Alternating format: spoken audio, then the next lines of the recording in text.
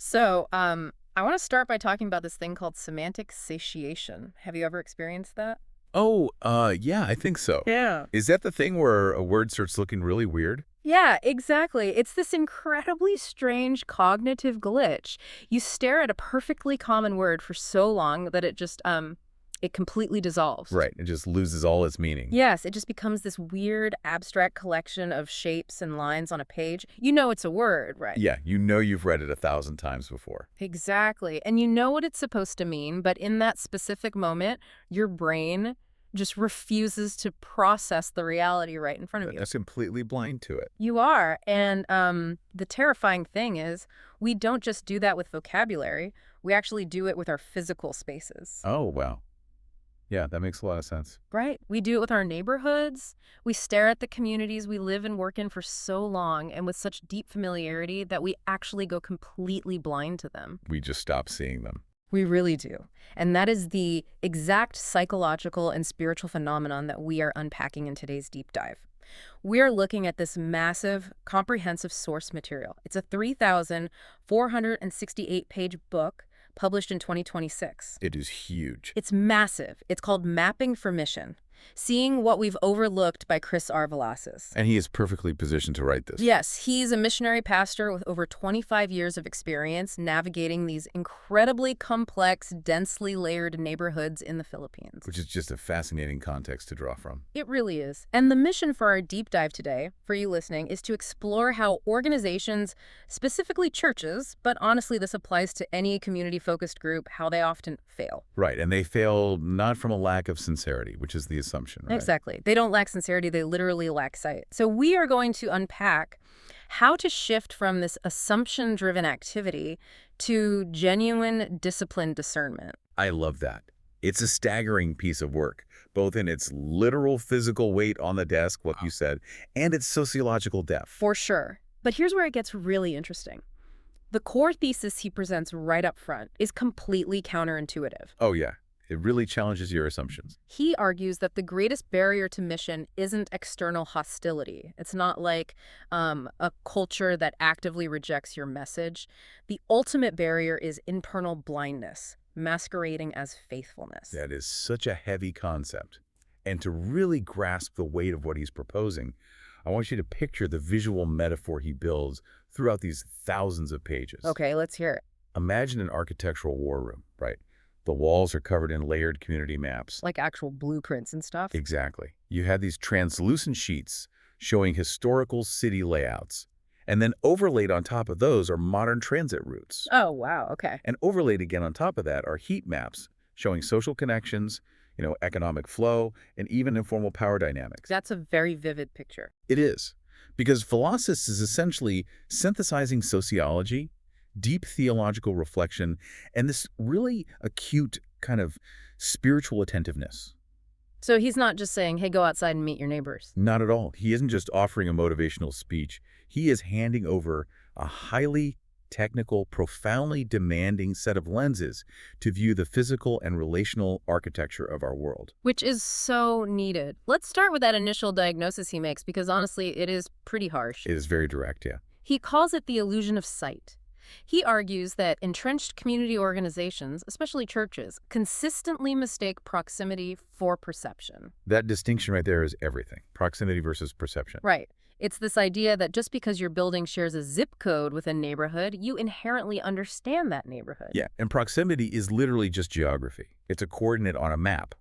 But perception is deeply relational, and it requires active, ongoing translation. So how does he illustrate that? Well, he uses examples from his time in Metro Manila. You can have a massive, well-funded church sitting on the exact same street corner for 50 years, right?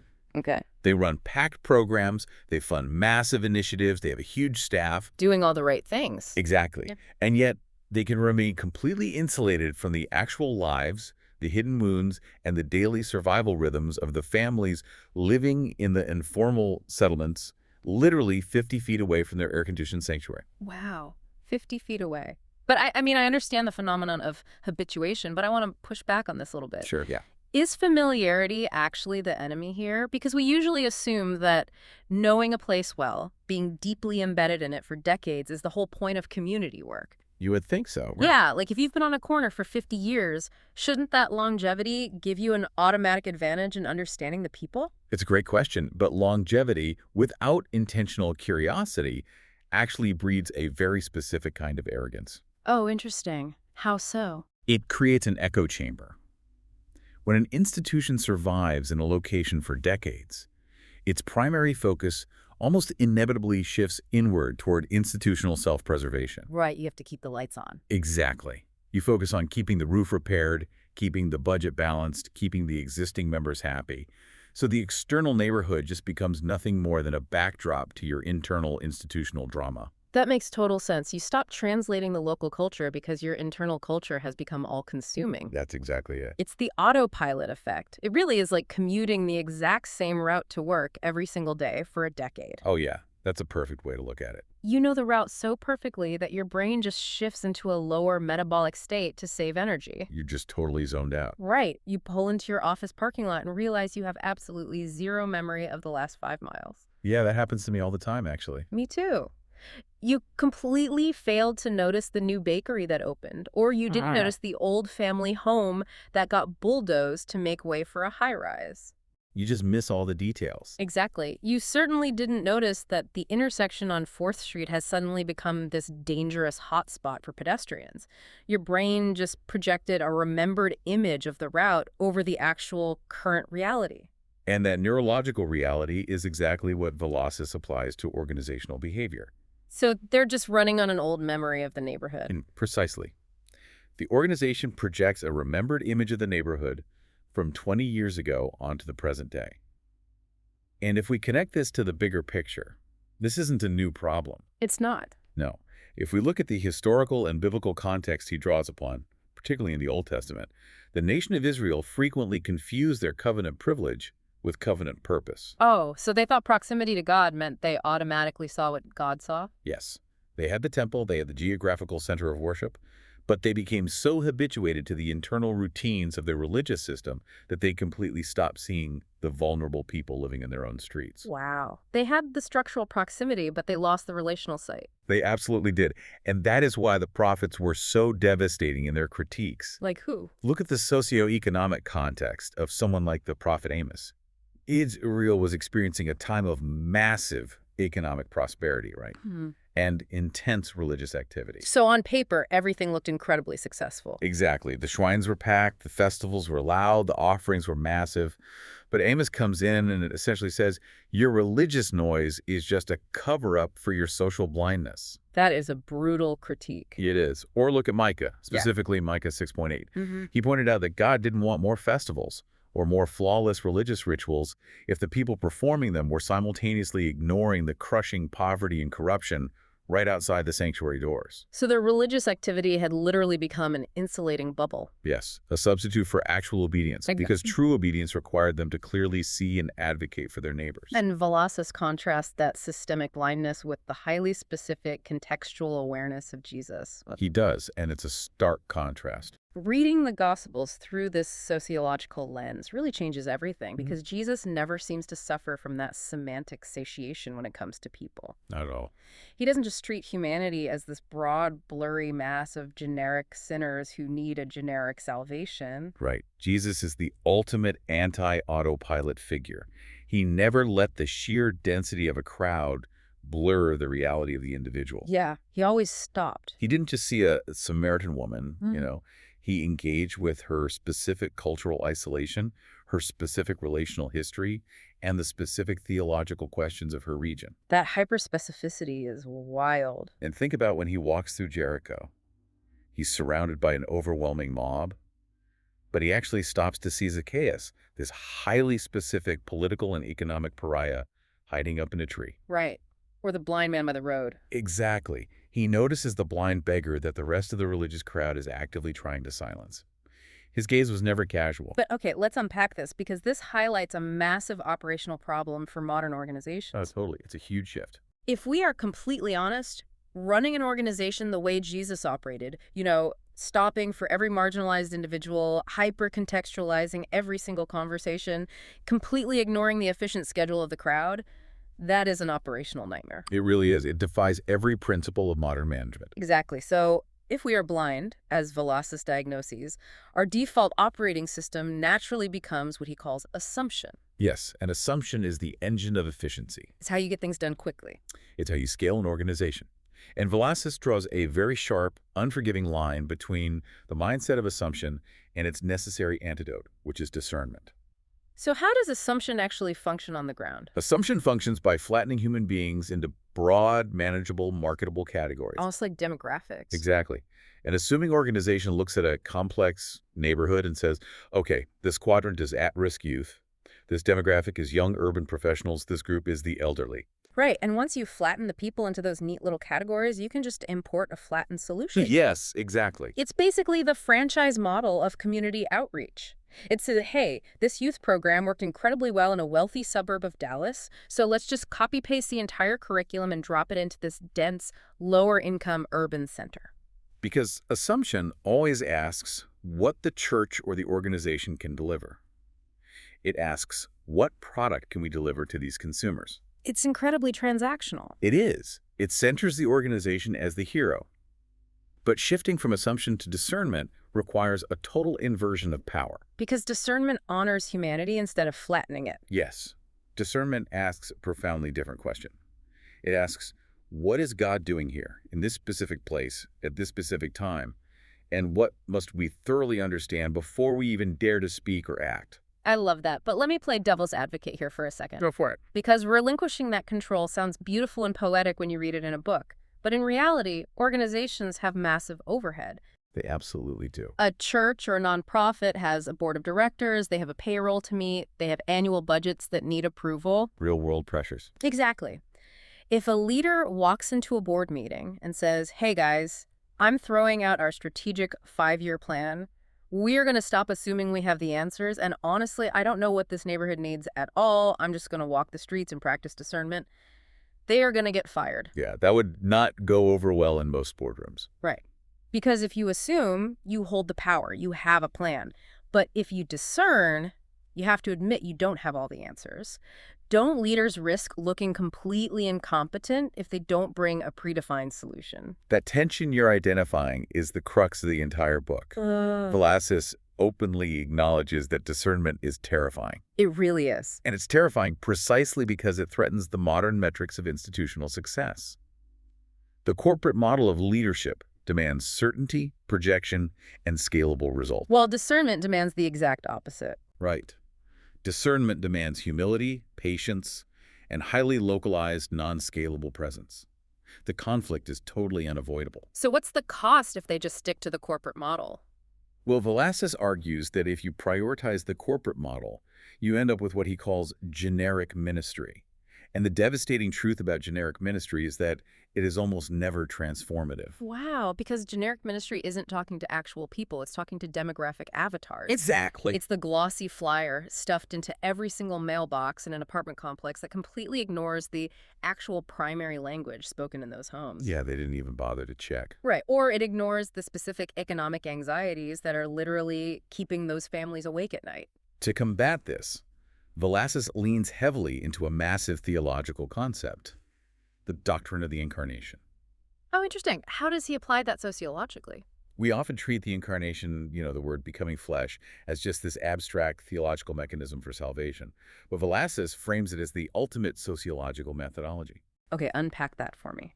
When God chose to communicate with humanity, he didn't send a universally applicable distant memo from the sky. He didn't drop a generic one-size-fits-all program. He became hyper-specific. He entered a very specific culture in a specific century, living under a specific localized Roman military occupation. He took on flesh, which means he took on limitations. He learned the localized Aramaic dialect.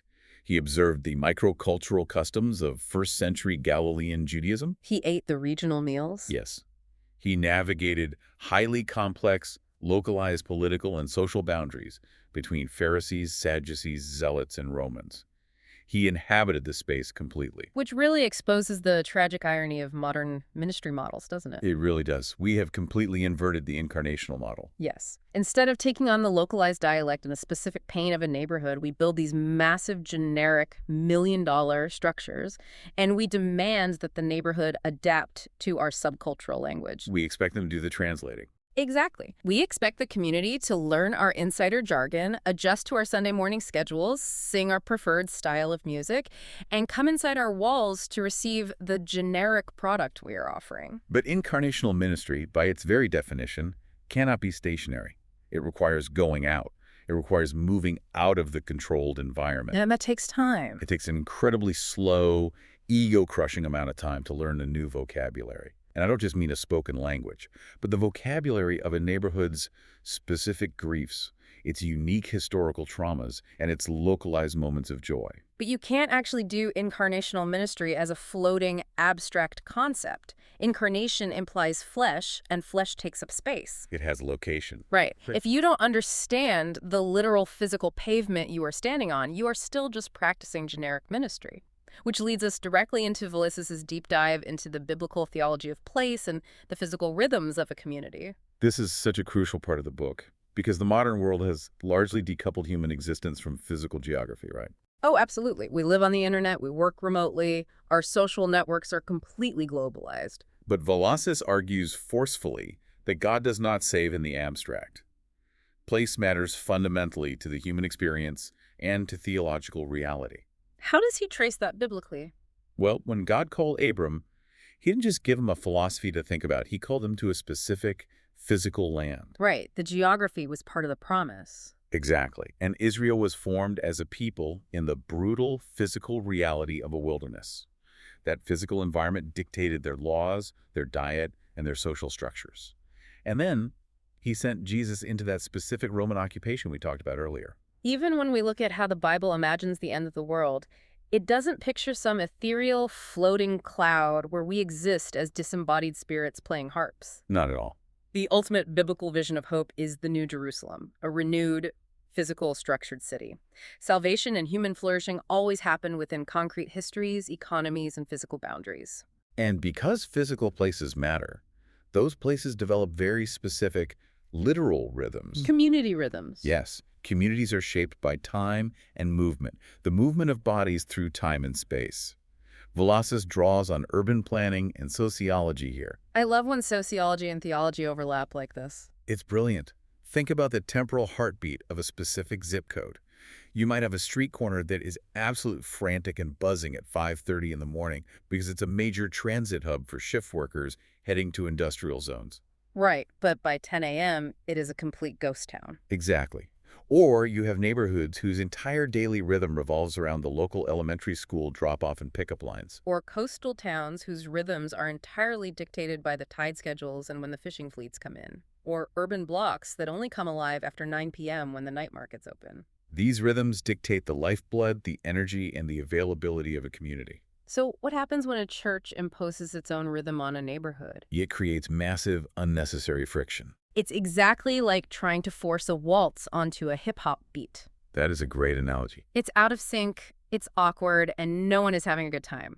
Or it's like trying to force a rigid 9-to-5 corporate meeting schedule onto a hospital emergency room. Oh man, that would be a disaster. Right. The ER does not run on Microsoft Outlook calendar invites. It runs on the unpredictable rhythm of crisis, trauma, and triage. If you walk into an ER and demand that everyone sit down for a perfectly timed hour-long seminar at 2 p.m., you aren't helping. You're actually making things worse. Your intervention has actually just become another massive obstacle that the doctors and nurses have to frantically navigate around.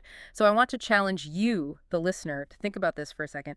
What are the literal physical rhythms of your own neighborhood right now? That is such a good exercise. When does the energy rise? When are people accessible and when are they totally depleted and exhausted? And Villasis pushes this concept of physical space even further by introducing what he calls architectures of belonging and exclusion. That phrase, architectures of belonging and exclusion, is incredibly evocative. What's fascinating here is how he breaks down the fact that every neighborhood has a memory.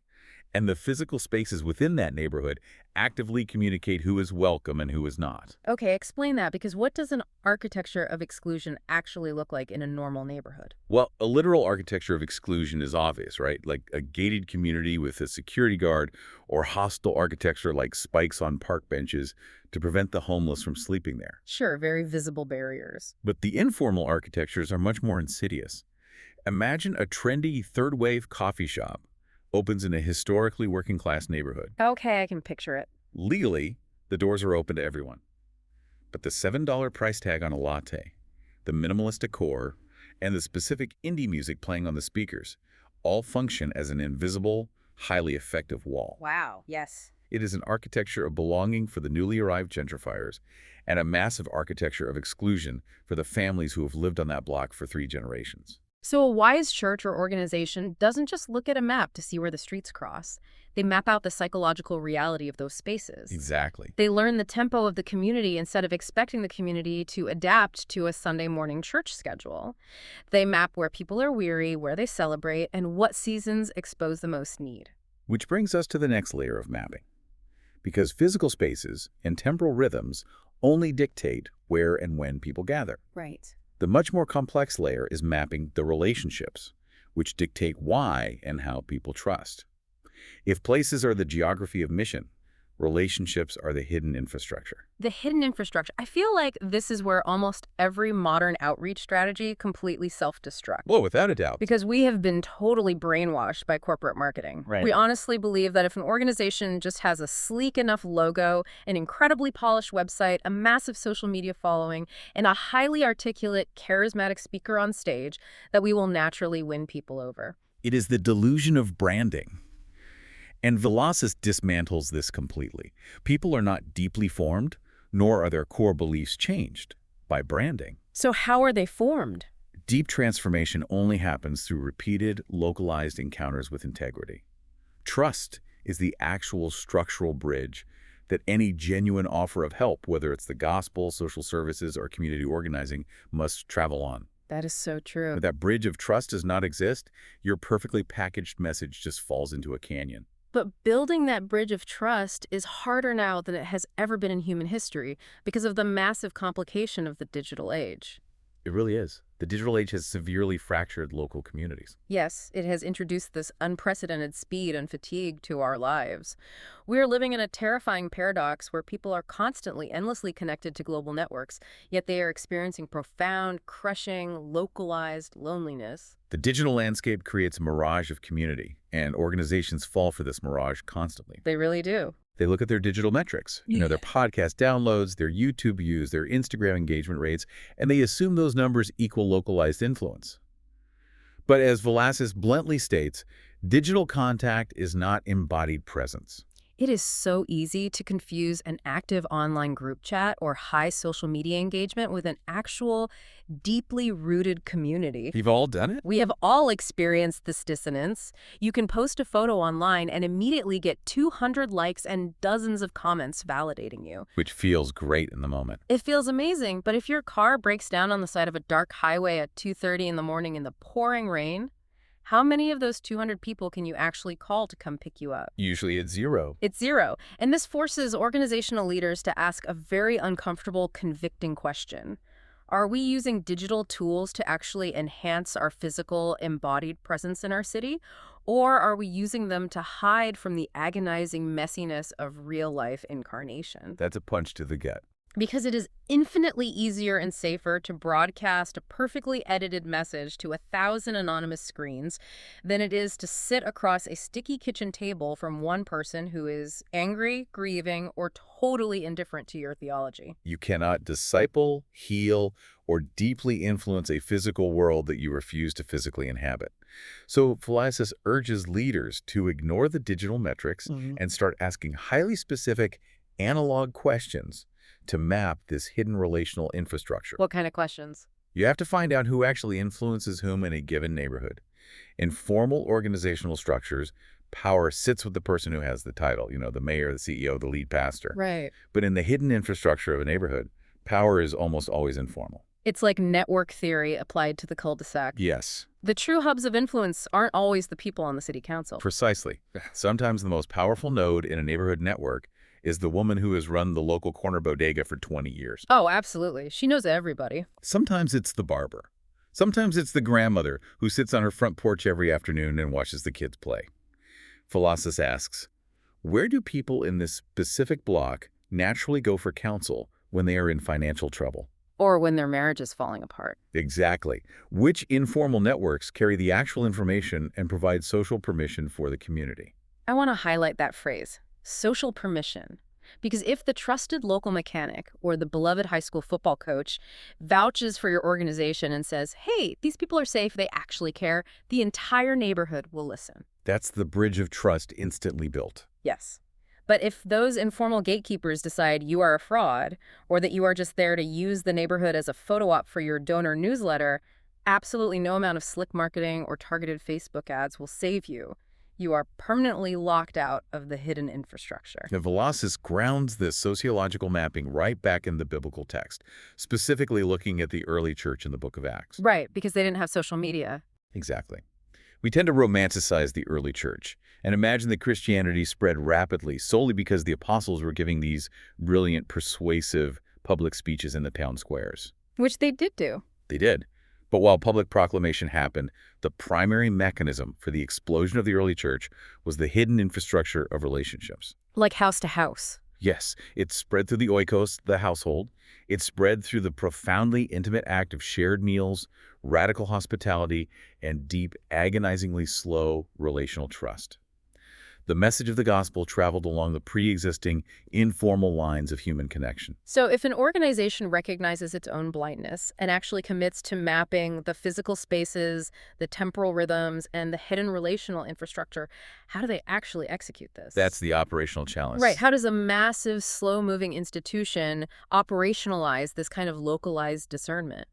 Villasis argues that the church must fundamentally and violently shift its primary identity. It has to stop operating as a sender and start operating as a seer. The sender identity is deeply, almost pathologically ingrained in Western organizational culture.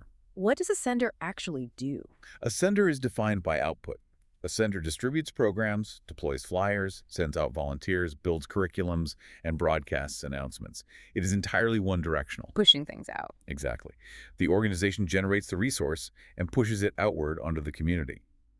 A seer, however, is defined by restraint, spiritual seriousness, and acute, disciplined attention. So just stopping and watching. Becoming a seer requires the excruciating discipline to observe what is actually happening in a space before making a single move to intervene. And Villasis doesn't just leave this as an abstract philosophy. He provides a highly structured, actionable, 5-step framework for how an organization can actively transition from a sender to a seer. And these steps are intensely practical. Let's break these down because the psychology behind them is fascinating. Step 1. Ask basic questions about presence and absence. You literally sit down and look at your area of operation and ask, who is constantly coming and going? But much more importantly, what voices are completely missing from our rooms? Identifying the absent voices is the first crack in the assumption model. If you assume you are serving the whole city, but you realize no one from the local immigrant community or the disabled community has ever walked through your doors, your assumption just shatters against reality. Which leads right into step 2, and this is where I think most leaders will absolutely fail. Step 2 is listen without trying to recruit. This step alone requires a monumental shift in organizational psychology. It goes back to that tension we discussed earlier about metrics and budgets. Right. Imagine a highly motivated Type A organizational leader. They are trained to problem solve. They're addicted to the dopamine hit of providing a solution. They want to fix things. Yes. So to ask that leader to sit down with a skeptical civic leader, a frustrated shop owner, or an angry teenager, and just listen to them without a hidden agenda to immediately convert them, fix their problem, or sign them up for a program, that is psychological torture. It is, because if you aren't fixing them or recruiting them, what is your value as a leader? Your entire ego is tied up in being the provider of the solution. Exactly. But Villasis has this quote that stopped me cold. He writes, "The proud do not listen well enough to be useful." Wow. Right. Let that turn over in your mind for a moment. How often do we engage in conversations, not just in ministry, but in our marriages, our workplaces, or our friendships, where we aren't actually We're listening? just waiting for our turn to speak. Yes, we are just quietly waiting for the other person to stop talking so we can find an opening to pitch our brilliant solution. So, what does this all mean? It means listening solely to understand, without an agenda to conquer, is an act of profound humility. It honors the image of God in the speaker. It communicates that their reality has value, independent of their usefulness to your organizational goals. And then step 3 moves this humility into motion. Walk the streets. You have to physically visit the places where the actual life of the neighborhood is happening. You cannot map a neighborhood from a spreadsheet in an office. You have to get outside. Villasis insists on embodied observation. You notice the architecture. You observe which public spaces feel vibrant and safe and which feel abandoned or threatening. And crucially, he ties this physical walking to a specific kind of spiritual discipline. He says you must pray, but you must pay acute attention to the physical world while you are praying. It's not eyes closed prayer. Right, this is not the stereotypical eyes closed, head bowed abstract prayer where you retreat into your own mind. This is eyes wide open intercession. You're taking in the environment. You are reading the reality of the streets, the graffiti, the boarded up windows, the kids playing in the fire hydrant, and allowing that brutal physical reality to dictate the content of your prayers. Which naturally flows into step 4, theological reflection. Once you have seen the reality, you ask 2 deeply theological questions. What are they? First, where is the image of God visibly flourishing in this specific zip code? Where do you see resilience, beauty, unexpected generosity, and creativity? You look for the good. Okay, and the second? Second, where is the profound brokenness? Where is the systemic injustice, the localized corruption, or the quiet, hidden despair? And finally, step 5, the culmination of all this mapping. Act small and stay consistent. After you have mapped the rhythms and relationships, do not launch a massive $1 million citywide campaign. Don't try to be the hero. Exactly. Do not try to be the savior of a city. Do something incredibly small that meets a highly specific, real need that you uncovered through listening, and do it reliably over a long period of time. This raises an important question, though, because this 5-step process leads to what is arguably the most liberating theological point Villasis makes in the entire book. It is the theology of where God is already at work. Yes, I love this part. There is a toxic arrogance in modern missiology that assumes a church or a nonprofit is bringing God into a dark, godless neighborhood. Like he wasn't there before they showed up. Exactly. And Villasis fundamentally rejects this. The church doesn't bring God to a place. The Spirit of God is already active, already comforting the grieving, already evicting the corrupt, and already restoring brokenness long before your strategic planning committee ever formed a task force. That realization is unbelievably freeing. It completely annihilates the Messiah complex that destroys so many well-intentioned leaders. It protects the organization from 2 lethal extremes. On one hand, it protects you from the lethal pride of thinking you are the indispensable savior of a neighborhood. You aren't. Right. On the other hand, it protects you from the crushing, burnout-inducing despair of thinking the field is totally barren and that you alone have to generate life from the dirt. Which is exhausting. It is. You aren't forcing results from nothing. You are simply trying to map where the grace of God is already moving and then humble yourself enough to cooperate with it. But this brings us to the final inevitable collision. If we actually do this, if we change our methodology from assumption to mapping, and we change our core identity from senders to seers, and we abandon the Messiah complex, then the way we measure success has to fundamentally change as well. You cannot run an incarnational, discerning ministry and measure it using corporate industrial age metrics. And the cost of refusing to change those metrics is organizational blindness. If you measure the wrong things, you optimize for the wrong outcomes. That's a fundamental rule of systems. If a church measures success solely by weekend attendance numbers, they will naturally optimize their entire operation to attract crowds, which usually means overproducing highly entertaining, generic programs that absolutely no one in the surrounding neighborhood actually asks for or needs. And then what happens? They lose trust because they treat people as attendance units rather than complex humans, and they inevitably overlook people at the margins, the disabled, the traumatized, the poor, because those groups are inefficient to serve and they don't boost the growth metrics. So we have to establish an entirely new dashboard of metrics. Modern culture values attendance, reach, and expansion. We love quantifiable data. We do. growth of the budget, expansion of the physical footprint, engagement metrics on social media. But Villasis looks at the biblical text and points out that biblical faithfulness is measured by entirely different, stubbornly unquantifiable criteria. What kind of criteria? He cites the agricultural metaphors used by Jesus in John 15, bearing fruit, and the radical economic sharing of the early community in Acts 2, or the agonizing pastoral desire of Paul in Galatians 4, where Paul says he's in the pains of childbirth until Christ is formed in the people. Wow, those are intense metrics. They are. The biblical metrics are love, obedience, perseverance, and enduring spiritual fruit. But let's be fiercely honest about how difficult this is in a world obsessed with data. If you are a pastor or a nonprofit director, how on earth do you justify your operational budget to a skeptical board of directors using enduring fruit as your primary metric? It's a really tough sell. It is incredibly hard to put trust deepened or relationships restored into an Excel spreadsheet. But if we are going to adopt Villasis's model, we have to recognize that those unquantifiable realities are the most vital metrics of all. It requires a massive retraining of the organizational imagination. Instead of asking the corporate question, how many people are we reaching and how fast are we growing? Yeah. An organization committed to discernment must ask, are actual specific lives being transformed?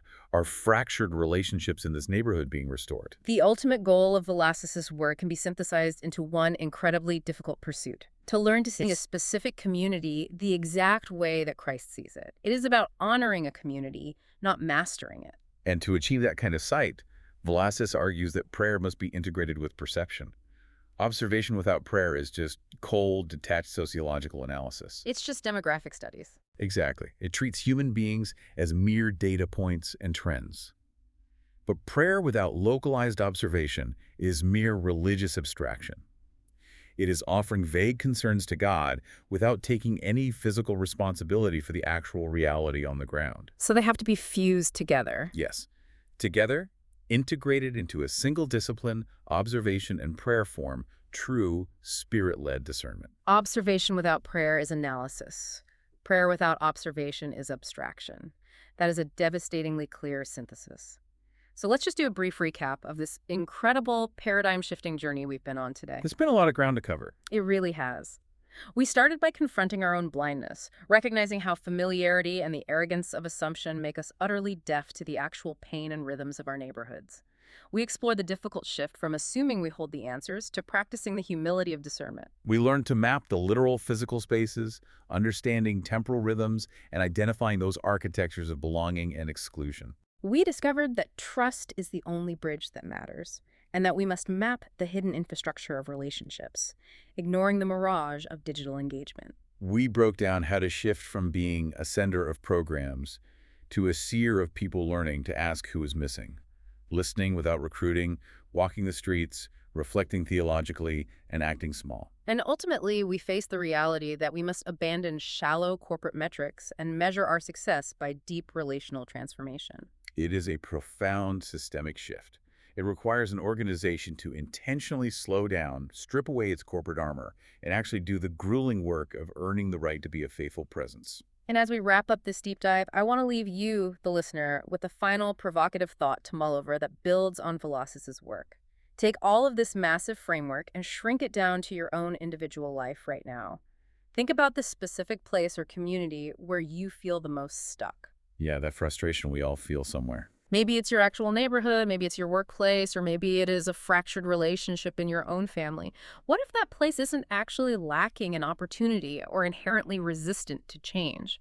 What if you have just been looking at it for so long that you have gone blind?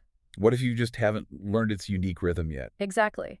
What would happen if tomorrow morning you walked into that space, not as an expert armed with a new agenda to fix it, but as a completely humble observer simply trying to truly deeply see it for the very first time?